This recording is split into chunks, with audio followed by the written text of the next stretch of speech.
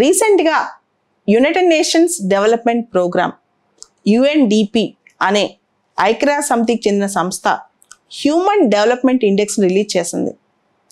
Human development index అంటే తెలుగులో మానవ అభివృద్ధి సూచిక. చాలా పరీక్షల్లో ఇది ఇంపార్టెంట్. దాంతోపాటు మనం కోట్ చేయొచ్చు మెయిన్స్ ఎగ్జామ్స్లో. ఏ దేశాలు తమ సామాజిక ఆర్థిక విషయాల్లో ఎలా పురోగతి సాధించాయి, ఏ అంశాల్లో తిరోగతిలో పడ్డాయి, ఇవన్నీ ఈ సూచిక చదివితే మనం తెలుసుకోవచ్చు. ఇండియా ర్యాంక్ 191 దేశాల్లో 132వ స్థానం. లాస్ట్ ఇయర్ 131వ స్థానం. లాస్ట్ ఇయర్ కంటే ఒక ర్యాంక్ పడిపోయింది ఇండియాకి. అసలు ఎందుకు ఇలా పడిపోయింది అని తెలుసుకునే ముందు ఈ సంవత్సరం ఈ human development index UNDP release చేసే హ్యూమన్ డెవలప్మెంట్ ఇండెక్స్ యొక్క థీమ్ ఏంటో చూద్దాం. Uncertain times, unsettled lives, shaping our future in a transforming world. Uncertain times అంటే కోవిడ్ నుంచి ఇంకా మనం సర్టెన్గా డెవలప్ అవ్వలేదు, మన లైఫ్స్ ఇంకా సెటిల్ అవ్వలేదు, మన భవిష్యత్తు ఈ ట్రాన్స్ఫార్మింగ్ వరల్డ్లో ఎలా ఉండబోతుంది అనే పేరుతో ఇది రిలీజ్ చేశారనమాట. సో హ్యూమన్ డెవలప్మెంట్ ఇండెక్స్లో కొన్ని ఇండికేటర్స్ ఉన్నాయి.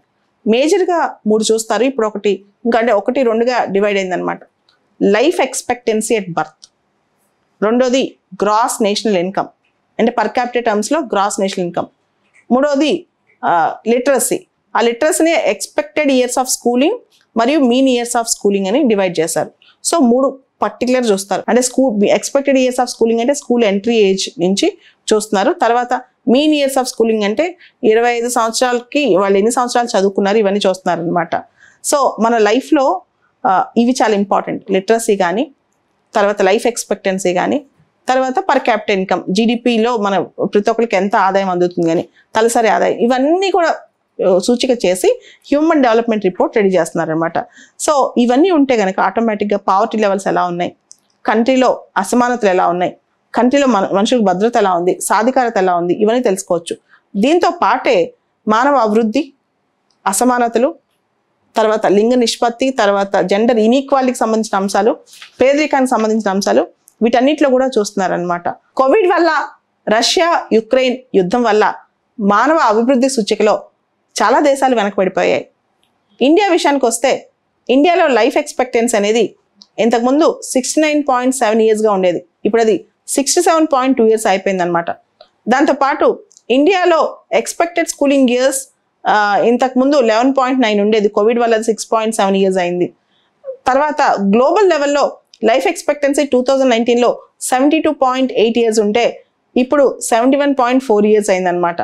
అదేవిధంగా ఇన్ఈక్వాలిటీ ఇండెక్స్లో కూడా ఇండియా చాలా వాటిలో, ఇండియా విషయానికి వస్తే మల్టీ డైమెన్షనల్ పావర్టీ ఇండెక్స్లో India rank 62 out of 107 countries.